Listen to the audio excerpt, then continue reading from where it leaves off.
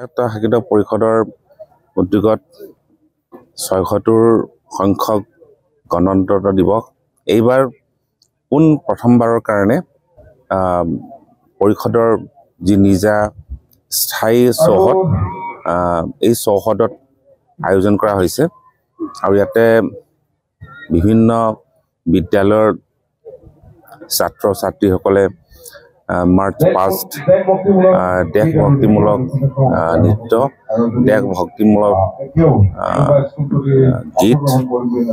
প্ৰতিযোগিতাত অংশগ্ৰহণ কৰিছে আৰু লগতে বিভিন্ন জনগোষ্ঠীয় নৃত্য ইয়াত প্ৰদৰ্শন কৰাৰ ব্যৱস্থা কৰা হৈছে আৰু লগতে বিভিন্ন বিদ্যালয়ৰ বিজ্ঞান প্ৰদৰ্শনী আয়োজন কৰা হৈছে লগতে প্ৰগতিশীল কৃষকসকলৰ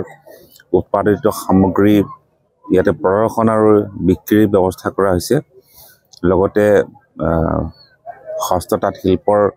আমাৰ শিপিনীসকলে প্ৰদৰ্শনী আৰু বিক্ৰীৰ ব্যৱস্থা কৰা হৈছে লগতে ইয়াতে আমাৰ কৃষি বিজ্ঞান কেন্দ্ৰ লখিমপুৰ আৰু ধেমাজিয়ে ইয়াতে তেওঁলোকৰ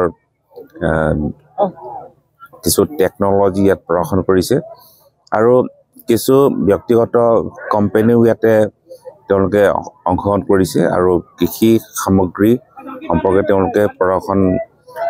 ইয়াতে তেওঁলোকে আয়োজন কৰিছে আৰু লগতে আমি ইয়াতে বিভিন্ন ক্ষেত্ৰত যিসকলে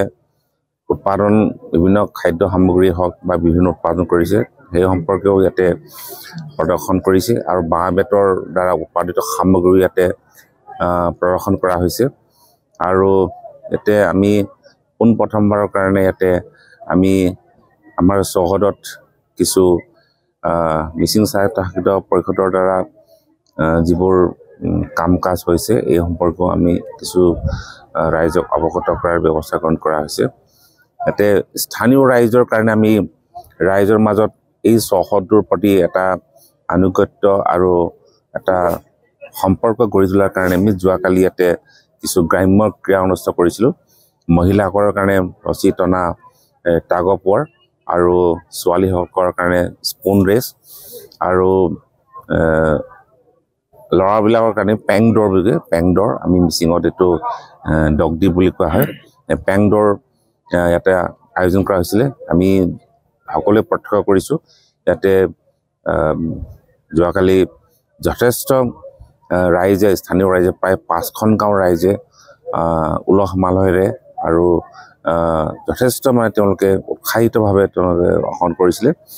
আৰু আজিও যথেষ্ট ৰাইজৰ সমাগম হৈছে আৰু আজিৰ পতাকা উত্তোলন কৰে আমাৰ পৰিষদৰ সন্মানীয় অধ্যক্ষ সুনীল পেগু ডাঙৰীয়াই আৰু ইয়াতে যিটো সাহিত্য অৰ্পণ কৰে আমাৰ পৰিষদৰ মুখ্য কাৰ্যবাহী সদস্যই লগতে আমাৰ সকলো EM আৰু গোৱামুখ অঞ্চলৰ বিশিষ্ট নাগৰিকসকলে অংশগ্ৰহণ কৰিছে মূল গোৱামুখ চহৰৰ পৰা কিছু দূৰত আছে প্ৰায় 5 কিলোমিটাৰ দূৰত আছে কিন্তু ৰাইজে ইয়াতে যি ধৰণে সমাগম হ'ব লাগিছিলে হোৱা নাই কাৰণ ইয়াতে যাতায়াতৰ ব্যৱস্থাও খুব দুৰ্বল তথাপিও আমি যি ধৰণে আশা কৰিছোঁ ইয়াত অংশগ্ৰহণ কৰিছে আমি সুখী হৈছোঁ ইয়াত আৰু প্ৰতি বছৰে ইয়াতে অংশগ্ৰহণ কৰা হ'ব আমি আশা ৰাখিছোঁ প্ৰতি বছৰে জনগণৰ অংশগ্ৰহণ বৃদ্ধি হ'ব বুলি আমি আশা ৰাখিছোঁ আৰু আমি বিভিন্ন ধৰণৰ কাৰ্যসূচী হাতত ল'ম যাতে জনগণে অংশগ্ৰহণ কৰিবলৈ উৎসাহিত হয়